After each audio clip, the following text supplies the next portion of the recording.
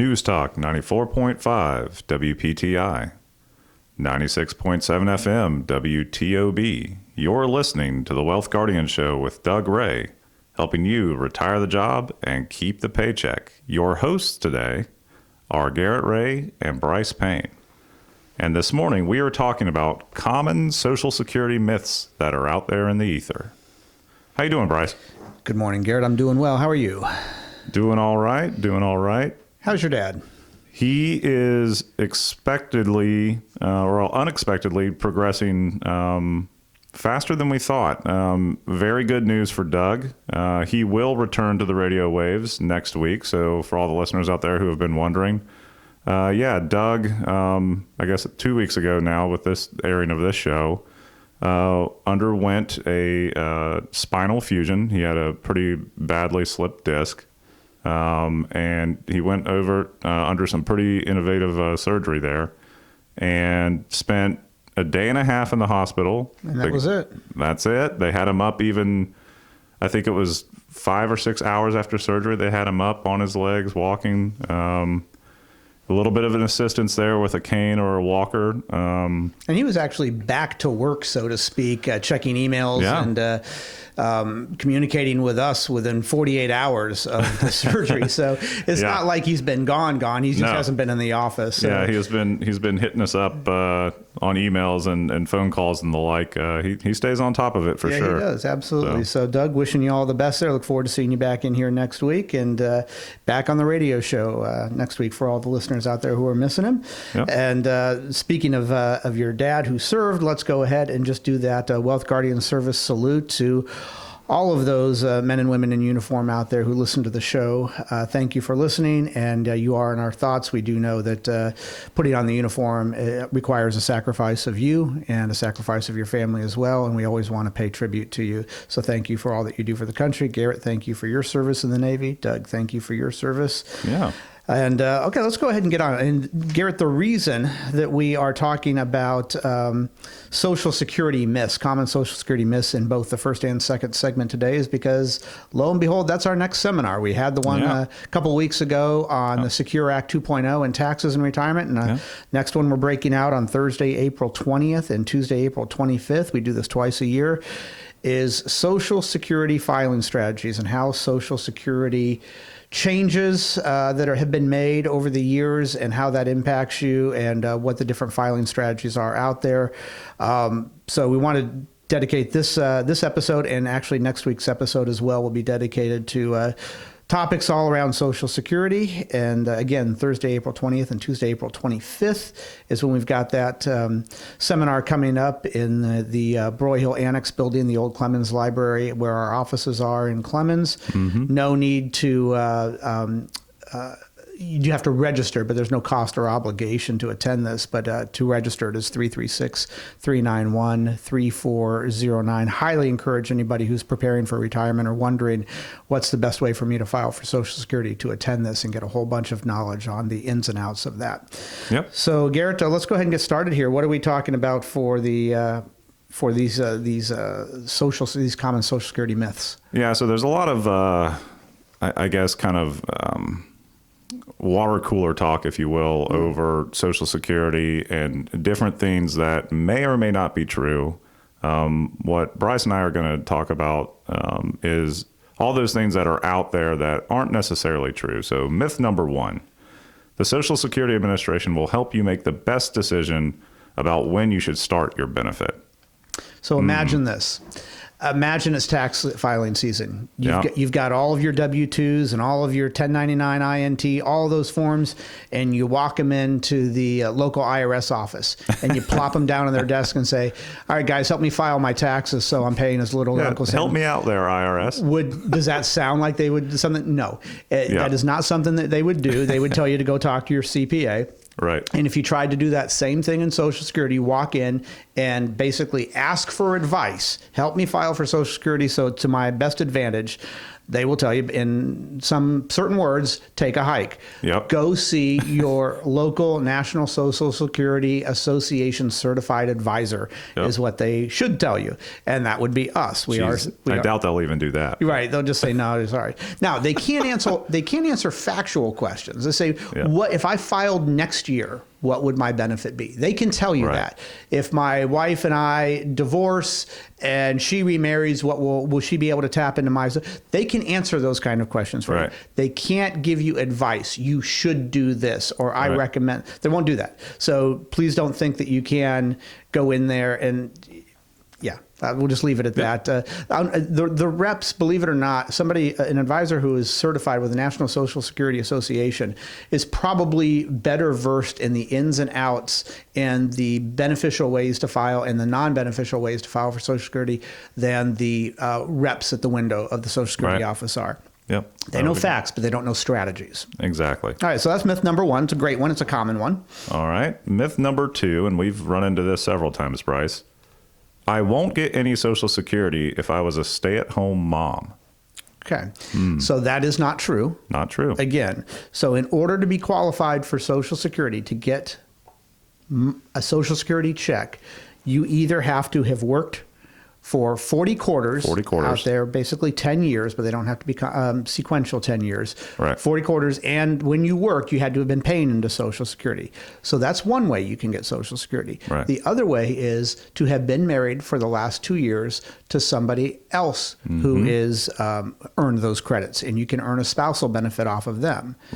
There is a common oversimplification of how much that is that you will get. A lot of people say, you will get half of your spouse's benefit. Not necessarily true. Close to that, but there are some nuances that we don't have time to go in here. It's kind of a close rule of thumb, but there are some other factors that play into that. But yes, you could more or less expect if your spouse has filed for Social Security and you have been married to them for 2 years, you could get a spousal benefit that can be somewhere around half of their benefit. Those are the two ways that you could qualify for getting a Social Security check. Absolutely. All right. So now if you are just tuning in, you're listening to the Wealth Guardians with Garrett Ray and Brice Payne. And today's topic, both in the first and second segment, are common Social Security myths. There's a lot of them out there, and we're just trying to clear those muddied waters a little bit. And we talked about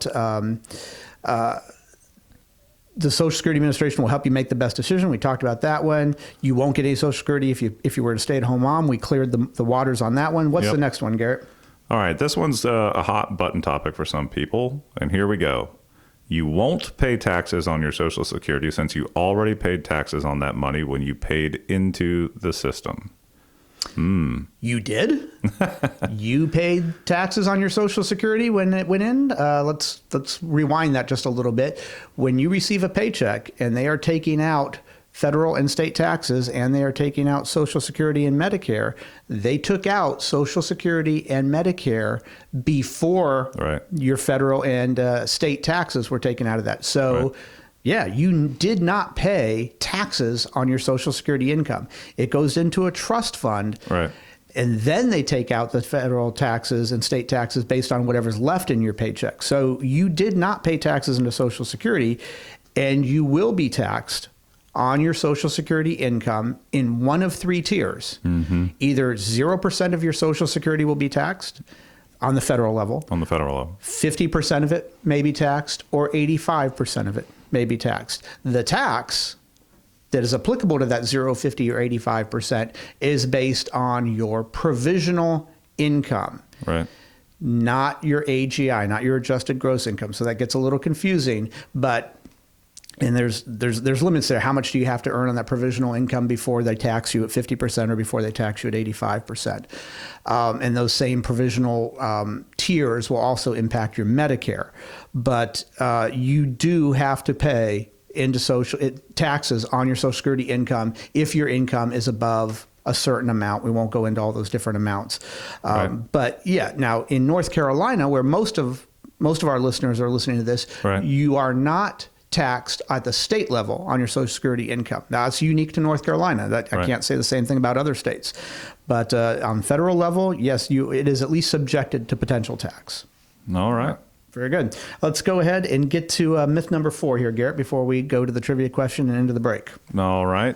Myth number 4, there will not be any Social Security left by the time I retire. Probably the biggest misnomer out there. Yeah, that one's floating out there a lot. And a lot of times people will say Social Security will be bankrupt by the time I pay for it, or I get it. I'm due to get it, so I want to get it as soon as I can.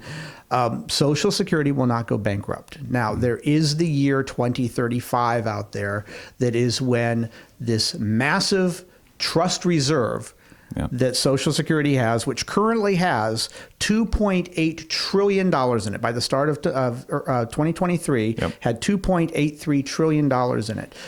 That is because for decades, Social Security has been collecting more from people who are working than they have been paying out to those retirees. Right. That trend is right now just starting to reverse itself. If it didn't this year, it's going to in the next very short period of time. And that trust fund will be depleting and depleting and depleting because more people will be retiring and collecting Social Security, and there'll be fewer people paying into it.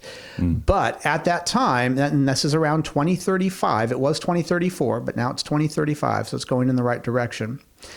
That trust fund will be depleted. And then there will only be about 75 cents coming into Social Security for every dollar that somebody is due to be paid from Social Security.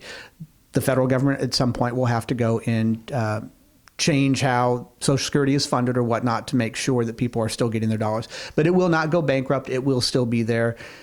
In all likelihood, if Congress is going to make any changes to Social Security and how we receive the benefits, that will be for people who are currently 40 years old, 45 years old, not people who are about to receive Social Security. Right. If they make any changes, it's going to be for the younger generations. In all likelihood. Yes. In all likelihood. Yeah. All right, let's go ahead, and we've got to go to a break here, but let's go ahead and get to the trivia question, Garrett.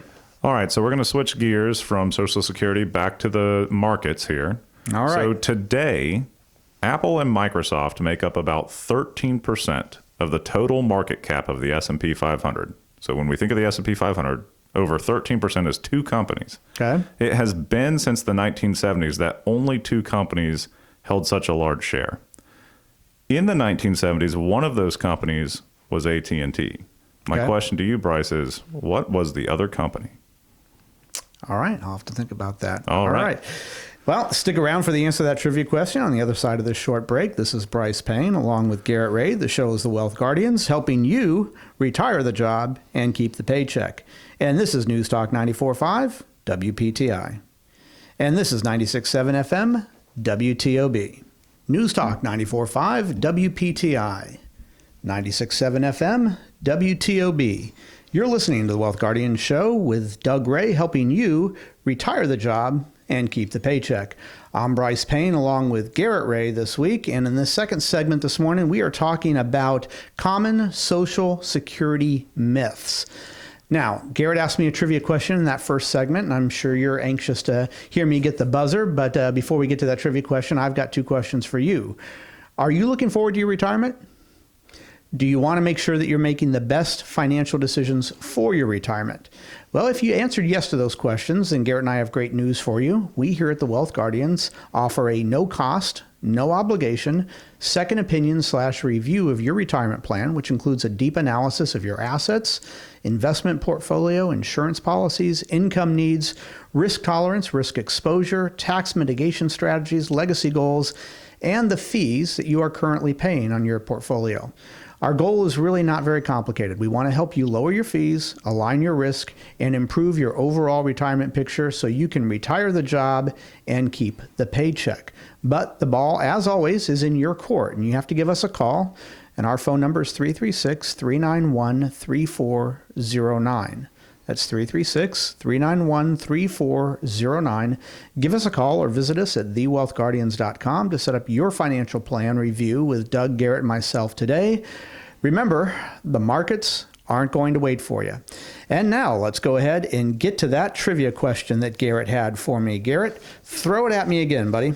All right. So we're talking about today, Apple and Microsoft are just absolutely huge companies. Right. Those 2 companies together make up over 13% of the entire market cap of the S&P 500 index. We haven't seen that since the early 1970s. If you go back in history, One of the companies back in the early 1970s was AT&T. My question to you, Brice, is do you know the second company? Well, I believe I do, but it might take me two guesses here. So I pondered this, and I think I've got it whittled down to two companies. So the question I had to ask myself was, which one did I want to say first? Okay. So the first company I'll say is IBM. You got it. Love it. There you go. All right. What do you think I was going to say as answer number two if it wasn't IBM? I was going to say probably General Electric. That's exactly what I was going to say is number two, was General Electric. Was that number three? Yes, it was number three. All right, very good.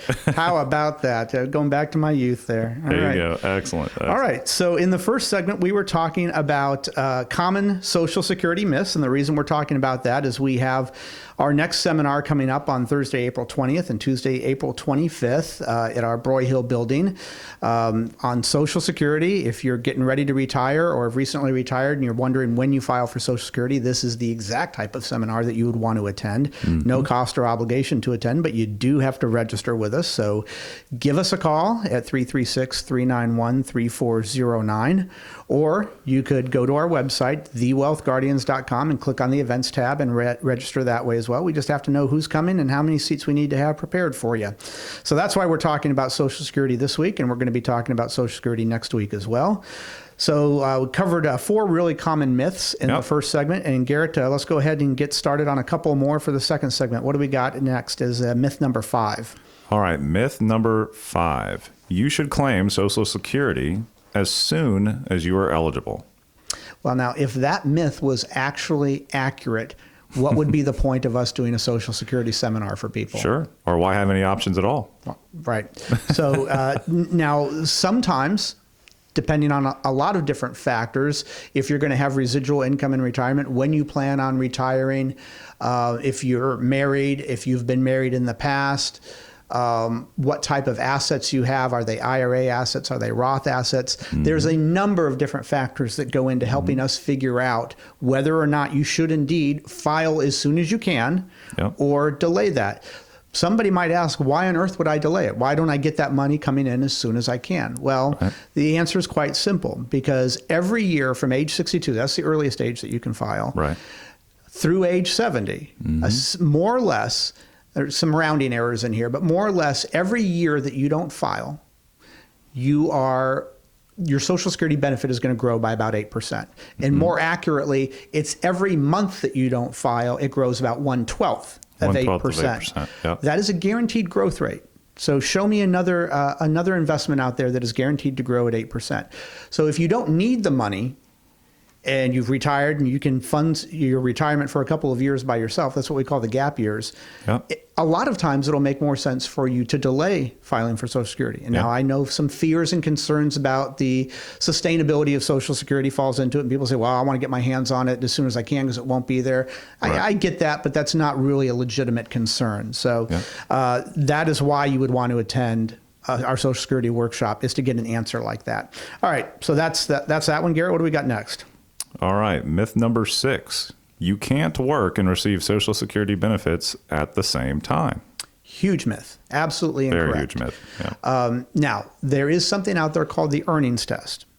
And there is something out there called your full retirement age. And depending on what year you were born, that's either between your age of 66 or 67 or somewhere in between there. If you are working before you have turned your full retirement age, so we'll just call it 67 for the sake of this conversation.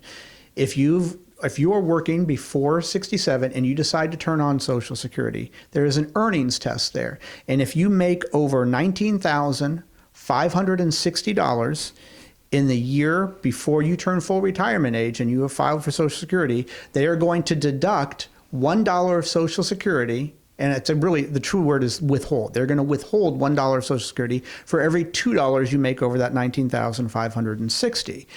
But they are not keeping that from you. What they will do is, after you've turned full retirement age, they will calculate how much money they withheld from you and put it back into your Social Security checks for whatever time frame they think that you're going to be receiving Social Security. It's not a penalty, but it is a withholding. And once you've turned full retirement age, that no longer exists. You can make as much money as you want. They won't withhold anything as far as the earnings test goes. Now, If you make too much money, then it might be that 85% of your Social Security is taxed instead of 50% or 0%. That's a whole different thing. But as far as the earning test goes, that is off the table once you reach your full retirement age. So not true. You can work and earn Social Security at the same time. All right. All right. Let's go ahead and go to myth number 7. All right. Social Security benefits are for U.S. citizens and U.S. citizens only. Well, now, this might be a hot button topic because a lot of people would say, well, if it's not, it certainly should be. So people were raising their eyebrows here saying, well, what is Brice going to say here? Is it only for U.S.? It is for anybody who put into Social Security. You do not have to be a U.S. citizen to have paid into Social Security, so you do not have to be a U.S. citizen to receive the benefits back that you already put into it. That's the short answer there. You do have to qualify just like any other U.S. citizen would as far as how many quarters 40 working quarters. The 40 working quarters, et cetera. But the short answer is no, you do not have to be a U.S. citizen. But keep in mind that Social Security, a lot of people will call Social Security what do they call it when it's a safety net. It is a safety net, but it is one that we have already paid into. So it's not like free money out there. Sure. And so if somebody has paid into it, whether they're a U.S. citizen or not, at least the way the rules are written, that they qualify for Social Security. Right. All right. Next one. Your Social Security benefits are based on your last job's salary. Okay, so this is another very common one. A lot of people will get this one incorrect. And a lot of people out there probably think, it is something about the last 20 years or the 35 years or whatever that you've worked. Very important clarification to make here. Social Security, the amount of benefit that you're going to receive is based off of your 35 highest earning years. Correct. Yeah. Not your 35 last working years. Now, for a lot of people, that might be the same thing. Mm-hmm. The last 35 years, I was earning more than my previous 10, 15, 20 years. So for a lot of people, yes. Right. But that is not technically the case. It's your highest earning years. And so Social Security is keeping tabs on every year that you've worked and how much you contributed to Social Security. And they are adjusting those years. So from 1970s, 1980s, 1990s, whenever, they've adjusted each of those years for inflation. Mm-hmm. And then after they've adjusted it, they weed it down to the 35 highest earning years based on inflation adjustments. That's what they are calculating your benefit off of. And one thing that comes to mind for me, Brice, is someone who is kind of approaching that retirement age window.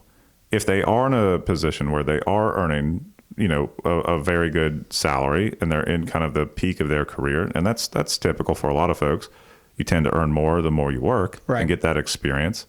That could be one factor that plays into if you're happy at your job, that you would delay filing for your Social Security because as you continue to earn more, well, that's going to increase your benefit when you eventually do decide to claim it. Right. So if they're one thing that plays into it. Yeah. So if they're basing your benefit right now, if you're looking to say, well, my benefit's going to be $3,000 a month because this is the 35 years that they're calculating, and you're making a lot more right now. Well, let's say you work one more year. Yeah, let's say you're age 62. Yeah, so that's another high earning year that is replacing one of those low earning years at the bottom of that 35 list, and that will only serve to increase your benefit when you do turn it on. Absolutely. Yeah. All right, Garrett. Well, I think that that clears us out of all of the myths out there. Again, let's just remind our listeners that on Thursday, April 20th and Tuesday, April 25th is our next Social Security and Retirement Workshop. And that's at our Broyhill building at the old Clemens Library where our office is now located. The Broyhill Annex. The Broyhill Annex is what we call it. And to register, 336-391-3409. Or visit us at our website, thewealthguardians.com. No cost or obligation to attend, but you do have to register. And with that, that is all the time that we have this week. Another fun one. Another fun one. We hope the rest of your weekend is everything you want it to be. This is Brice Payne along with Garrett Ray, the show's The Wealth Guardians, helping you retire the job and keep the paycheck. And this is News Talk 94.5 WPTI. And this is 96.7 FM WTOB.